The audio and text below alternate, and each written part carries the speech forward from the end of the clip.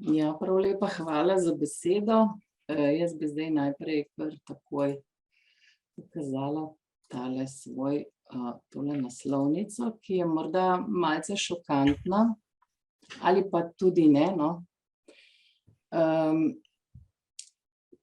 Ko premišljujemo o prihodnjih scenarijih dela in učenja, se mi zdi, da kot izobraževalci, predvsem izobraževalci odraslih, seveda ne moremo mimo vprašanja ranljivih skupin. Torej, nekega humanističnega pogleda na celoto družbe, torej s tem v zvezi pa povezano tudi razmišljanje, ali pa bi rekla, lahko povežem z razmišljanjem predhodnikov o dostojnem delu oziroma vlaganju v ljudi. O tem je bilo omenjeno, da je kar veliko povpraševanje po delavcih za preprosta dela, še vedno, a ne, v Sloveniji. In mimo tega dejstva, ne, da družba je toliko močna, kolikor je močen njen najšibkejši člen. Torej, Petra, ja. oprosti, samo en del prezentacije se vidi, tako da moraš tale gumbek stisniti, zato da se bo videla vse. Prosim, oprosti. Še enkrat. Tako, pa tistle od spodaj za predvajanje, Ja, veš. a zdaj se pa vidi. Ja, odlično, hvala. Ja, se oproščam. Torej, ja, no, ta slikica se mi zdi, da nas lahko takoj ponese v tisto smer, kjer bi želela, da razmišljamo, torej o ranljivem delu naše družbe, na katero ne smemo pozabiti, na to preprosto dejstvo, ko govorimo, ne, o dostojnem delu, o delavcih, ki opravljajo preprosta dela, oziroma ko govorimo o prihodnjih scenarijih dela, oziroma o tem, kako želimo v bistvu izobraževati ljudi za digitalizacijo, za nove izzive, ki bodo prihajali v prihodnje. Jaz mislim, da v bistvu, zdaj pa ne vem, zakaj ni, če bi poskušala zdaj na kratko, no, povzeti ali pa izpostaviti to, kar se mi zdi, da je kolega Šlajher izredno dobro izpostavil, in iti v bistvu od tega najširšega vidika potem čisto do nekih konkretnih tem, v katerih se mi zdi, da je nujno potrebno, da se pogovarjamo, in mi je bilo všeč pri enem od prejšnjih govorcev ta poziv, da pravzaprav je potrebno osveščanje drug drugega, da se moramo pogovarjati o tudi neprijetnih stvareh. In tista slikica na začetku pravzaprav je taka neprijetna slika za takle spoštovani zbor ljudi, ki ste zdajle tukajle z mano. Ampak to je naša realnost. In zdaj, če pogledamo to, kar je kolega Šlajher recimo izpostavil, je ena od stvari, a ne, da zaprtje šol v državah v tem intervjuju oziroma v tem njegovem prispevku, zaprtje šol v državah med pandemijo ni bilo odvisno toliko od razsežnosti okužbe, ampak od kvalitete šolstva v določeni državi. Mislim, da je to ena zelo pomemben pragmatična ugotovitev. In njegovo razmišljanje, da nas v prihodnosti čaka še veliko takšnih preizkušenj, morda ne ravno pandemij, ampak drugih vrst, ki bodo ravno tako zelo presenetljive in verjetno zelo izzivalne. Potem ugotovitev, da je znanje mladih v bistvu na splošno gledano pasivno, in to, kar ugotavljajo recimo raziskave, kot je PISA, in seveda njegova trditev, da je naloga izobraževanja, da jih bolj mobilizira. Se pravi, izobraževanje se bo tudi v formalnem dodiplomskem sistemu moralo spremeniti, kaj šele izobraževanje odraslih. Poleg tega tudi recimo njegova misel, da ne drži več prepričanje več časa preživetega v nekih izobraževalnih aktivnostih, pomeni več znanja. Potem njegovi poudarki glede dela, ne. Zame je bilo zanimivo, da njegov poudarek, da je v preteklosti trg dela seveda potreboval peščico izobražencev, in to je bilo dovolj, in potem eno ogromno maso delavcev, ki so delali preprosta dela ali pa malo manj preprosta dela. Potem poudarek, da 40% 15-letnikov v bistvu ima ambicijo ali pa se navdušuje za poklic, ki mu grozi izumrtje. In velik vpliv v bistvu televizije in te poklicne začetne poklicne identifikacije, v bistvu, ki poteka preko javnih medijev. In seveda družbenih omrežij, normalno. In potem prepričanja, recimo ravno 15-letnikov v Sloveniji je navajal kolega Šlajhar, da v bistvu verjamejo, da na lastno prihodnost nimajo pravzaprav zelo veliko vpliva. Potem ta poudarek, da navidezno ali pa tudi resnično pravzaprav ne, digitalizacija pomeni demokratizacijo družbe, ampak na drugi strani tudi zelo veliko grožnjo pravzaprav človekovi samobitnosti s tem uniformiranjem. Tudi ta trditev, ne, da je potrebno v bistvu v šolah začeti razvijati razmišljanje ali pa veščine, kot jih imajo znanstveniki, zato da bodo mladi se znali znajti v vseh teh spremembah, se mi je zdela zelo pomembna. In seveda tudi to, ne, da tako kot kognitivne spretnosti, da so pomembne tudi socialne in čustvene, kar recimo še 5 let nazaj pravzaprav ni bilo tako zelo poudarjeno. In to na koncu, ne, da njegova trditev prihodnosti izobraževanja, se pravi, pripraviti se moramo na različne prihodnosti oziroma scenarije in ni nujno, da bo kateri od teh 4, ki jih je predstavil, pravzaprav sploh prevladal, lahko se bo izkazalo, da se bo iz vsega skupaj, kako bi rekla, razvil nek popolnoma nov scenarij, ki ga danes ne poznamo. Tako kot na podoben način, kot se nam je zgodila pandemija, ki jo do 2 let nazaj nismo doživljali ali pa poznali na tak način, v planetarnem smislu, mislim.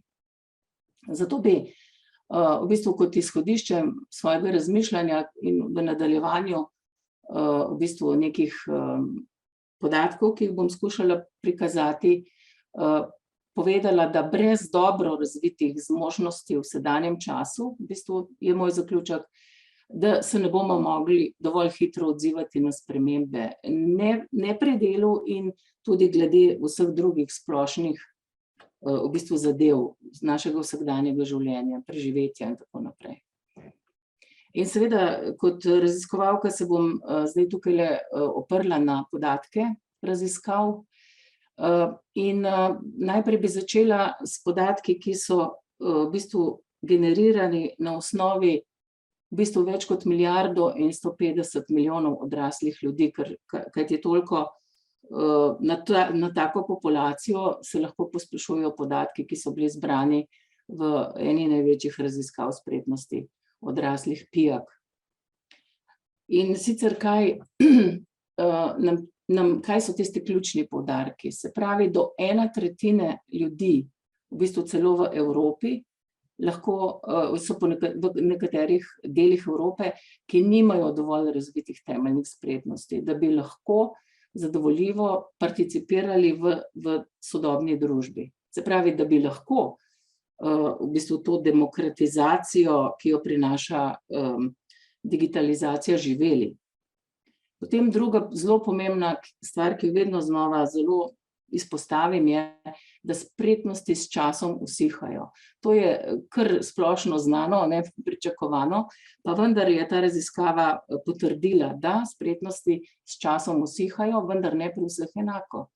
Da v bistvu usihajo močneje takrat, kadar so v bistvu združeni različni dejavniki, ki negativno vplivajo na to usihanje.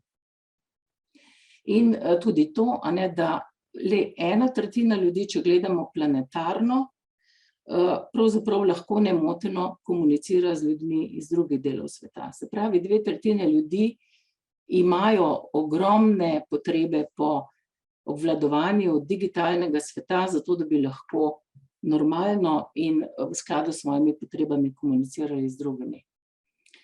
Potem, kot sem že omenjala, spretnosti s časom usihajo in zelo velik ali pa pomemben dejavnik je delovno okolje. In neugodno delovno okolje pospešuje zamiranje pridobljenih spretnosti oziroma ovira pridobivanje novih.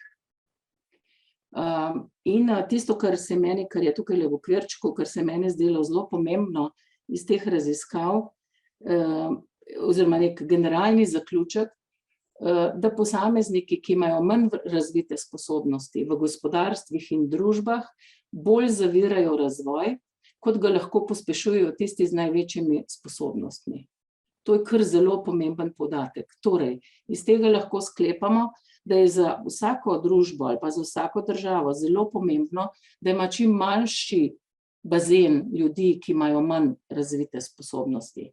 Kajti, če bo prevelik, bo ne glede na to, na ostale, ki pospešujejo razvoj, v bistvu razvoj na dolgi rok stagniral. In še ena stvar, ki se mi zdi zelo pomembna poudariti, je, da pri posameznikih, ki imajo nizke spretnosti, tudi v bistvu dobimo probleme, ki se tičejo v bistvu odnosa ali pa vrednot do družbe in drugih nasploh. To se mi zdi, da smo vsi zdaj že nekoliko utrujeni od tega, od te resničnosti, ki jo nekako vidimo v naši državi. Torej, da v bistvu, če je prevelika količina ljudi, ki imajo nizke spretnosti, je pokazala raziskava, bo nastala v državi tudi velika količina ljudi, ki manj zaupajo drugim ljudem, ki so bolj, kako bi rekla, jezni na sistem. Druga, to, kar se pri nas v bistvu kar zelo dobro zdaj lahko vidi, druga zelo pomembna ugotovitev pa je, da bodo ti ljudje, ki imajo zelo nizke spretnosti, da bodo pogosteje trdili, da so, ali pa potrdili, da so slabega zdravja, da nimajo nikakršnega vpliva na politične procese, da so igrača v rokah politikov, in v bistvu bojo pogosteje potrdili, da ne sodelujejo v dejavnostih družbe, kot so društva, prostovoljci ali pa druga. In seveda, kar takoj k vprašanju, koliko je teh ljudi v Sloveniji, za katere lahko iz raziskave PIAAC, kjer smo v bistvu gledali celotno populacijo od 16 do 65 let, kakšna količina je tistih ljudi, za katere zanesljivo lahko trdimo, da imajo zelo nizke spretnosti za obdelavo in procesiranje informacij, jih mi z eno besedo imenujemo, so pa to besedilne, matematične spretnosti, spretnosti reševanja problemov v tehnološko bogatih okoljih. In tukaj je številka, in to je v bistvu tista najmanjša številka, ki je res v bistvu tista številka, ki nas mora zelo skrbeti. Kajti to so ljudje, ki dejansko zelo težko preberejo kakršnokoli besedilo, ki zelo težko izračunajo, kakšno kvadraturo ploščic naj naročijo za svojo kopalnico, ki v bistvu slabo, sicer imajo recimo pametni telefon, vendar ga uporabljajo samo za čisto točno določeno, ko bi rekla, ali komunikacijo, ali pa za neke 3-4 operacije, ki jih poznajo, in nič več od tega. Seveda smo se izobraževalci odraslih raziskovalci takoj lotili vprašanja, torej kdo so ti ljudje, kaj mi vemo o njih, sploh o tistih, ki so še delovno aktivni in imajo res te najnižje spretnosti. Zato smo opravili posebno študijo, kjer smo v bistvu ugotavljali, kdo so to in kakšne so njihove značilnosti. Zelo na hitro bi samo preletela,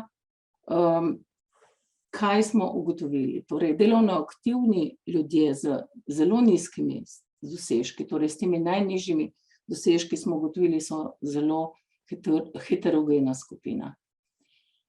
Tisto, kar nas je presenetilo, je, da je veliko starejših moških, oziroma nas ni presenetilo, kar se je potrdilo iz sicer našega vedenja o ranljivih skupinah, da je veliko starejših moških starih med 56 in 65 let, torej starejših moških, v nekem zrelem obdobju kariere, ko že izpregajo. Velika večina te skupine živi v nekoliko večjih družinah kot splošna populacija. Kar 5-krat pogosteje pa ocenjujejo, da so slabega zdravja, recimo, ko jih primerjamo s skupino z visokimi dosežki na spretnostih. Partnerji, tukaj je en zelo zanimiv podatek, ki morda se ne zdi relevanten, pa vendarle je potreben natančnejšega premisleka. Partnerji teh ljudi, ki imajo zelo nizke dosežke, pa so delovno aktivni, so v bistvu redkeje delovno aktivni. To pomeni, da je ta oseba edini preživljalec ponavadi v tej družini. In ko smo podrobneje pogledali, kakšna je situacija pri njihovih partnerjih, smo videli, da je skoraj 1/7 soprogov ali zunajzakonskih partnerjev brezposelna.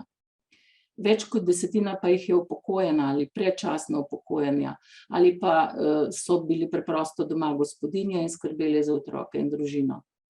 In to pomeni zelo veliko finančno obremenitev, negotovost, saj je tudi dohodek te skupine v bistvu v najnižjih percentilih v družbi. Kje v katerih regijah je v bistvu ta skupina najbolj številčna? Če pogledamo, seveda osrednja slovenska je pravzaprav gledano odstotkovno normalno na prvem mestu, ampak sicer pa lahko vidimo, da so to Podravska, Goriška, jugovzhodna Slovenija in Koroška, da so to recimo regije, pri katerih velja v bistvu posebna pozornost. In naj povem, da ravnokar zaključujemo posebno študijo, tematsko študijo, kjer smo pod drobnogled ravno vzeli posamezne regije in v bistvu se ta podatek tukaj le kar pokriva. Tudi to, kje živijo ljudje, torej v kakšnih naseljih nas je posebej zanimalo in videli smo, da več kot polovica skupine živi v manjših naseljih in največ od teh v podeželskih naseljih, torej v majhnih podeželskih naseljih. Zakaj je to pomembno? Zato, ker je pa tam v bistvu možnost v bistvu izobraževalnih aktivnosti, prostočasnih, vseživljenjskega učenja, kjer gre za zelo majhne kraje, na eni strani lahko zelo okrnjena, vendarle pa vemo, da na drugi strani so pa nekatere vasi, lokalna okolja, vendarle, kar se tiče socialnih odnosov ali pa nekega socialne opore v bistvu lahko zelo, zelo kvalitetni. Kakšni so delovni pogoji te skupine? Se pravi, jasno, imajo praviloma težje delovne pogoje. Tukaj bi lahko govorili veliko o dostojnosti dela oziroma o tem, kakšno je, kako ti ljudje lahko rečejo, da imajo kakovostno delo. V tej skupini je visok delež polkvalificiranih poklicev za predvsem industrijsko delo, in kar 8-krat več je osnovnih poklicev za preprosta dela kot v skupini, ki dosega najvišje spretnosti. Ta zahtevnost dela, to se tudi veže na to vprašanje dostojnega dela, je zelo nizka in v bistvu ne vpliva ugodno na utrjevanje ali pa razvoj spretnosti, ker tukaj ni izzivov, nobene avtonomije pri delu in tako naprej. Če se ozremo pa na samo najbolj temeljno spretnost, se pravi besedilne spretnosti, ki je tisti osnovni temelj pismenosti, ki omogoča potem posamezniku izražanje, vstopanje v družbo, pa tudi v bistvu napredovanje v digitalnih spretnostih, kot je pokazala raziskava, vidimo, da v bistvu lahko zaznamo pri tej skupini dejansko velik problem bralnih navad, bralne kulture in na drugi strani tudi zaradi velikega deleža priseljencev problem jezika in sporazumevanja. In to ni samo problem teh posameznikov, ampak postane problem družinske pismenosti in še naslednjih generacij. Kajti, kot vemo, da to je v bistvu potem nizka družinska pismenost postane generacijski problem, ki se prenaša iz generacije v generacijo. Torej, slabe bralne spodbude in nizka avtonomija pri delu, če zaključim, na delovnem mestu pa zelo, sta pa tista dejavnika, ki sta pokazala se kot tista, ki najhitreje prispevata k usihanju temeljnih spretnosti, tistih temeljnih spretnosti, torej besedilnih, ki so pa temelj vseh drugih. In če pogledamo še, ko smo gledali še motivacijo, smo videli, da pri tej skupini ni motivacije, da bi z izobraževanjem izboljšali svoj delovni položaj. Ljudje so prepričani, da je za delo, ki ga oni lahko dobijo, dovolj to, kar znajo. Tukaj imamo v bistvu opravka s prepričanji, o katerih je bilo že prej kar nekaj povedanega. Zaradi nižjih dohodkov ali pa prihodkov pa imajo tudi manj priložnosti, da bi sami financirali izobraževalno dejavnost, kajti v bistvu v podjetjih običajno te možnosti nimajo. In seveda logično je, da v takih okoliščinah problem zaupanja v družbo in nizka delovna avtonomija nista nobena redkost. In ko smo to primerjali z primerljivo evropsko skupino posameznikov, ki imajo najnižje spretnosti, smo videli, da je situacija v Sloveniji v tem oziru slabša.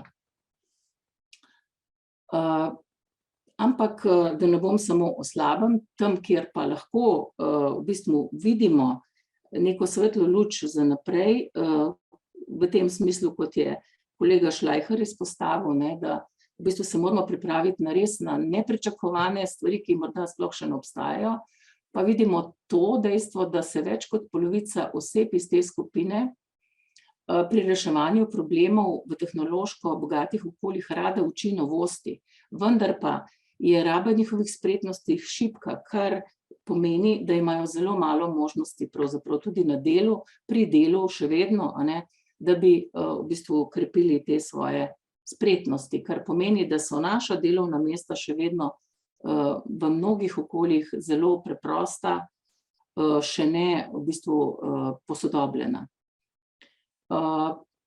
Dejstvo pa je še ta razveseljiva novica, da smo zračunali, da se v povečanem obsegu delovnega sodelovanja, se pravi, če na delovnih mestih nekdo, da parafraziram, če na delovnih mestih nekdo skrbi za delovno sodelovanje tudi teh ljudi, se učenje novosti pri teh ljudeh okrepi celo bolj kot v evropsko primerljivi skupini. Kar z drugimi besedami pomeni, kljub temu, da v bistvu imajo ljudje z zelo nizkimi spretnostmi težke pogoje, vendarle še niso izgubili upanja v boljšo prihodnost. Ali pa v to, da je učenje smiselno. Tako da tukaj bi jaz zaključila in v bistvu nas vse skupaj mogoče opozorila na to, da ko razmišljamo o prihodnosti in o tudi ekonomskih kazalcih in o v bistvu politiki izobraževanja in smernicah, ne pozabimo v resnici na to, da v bistvu bomo toliko močni kot družba, kolikor bojo močni ti najšibkejši členi.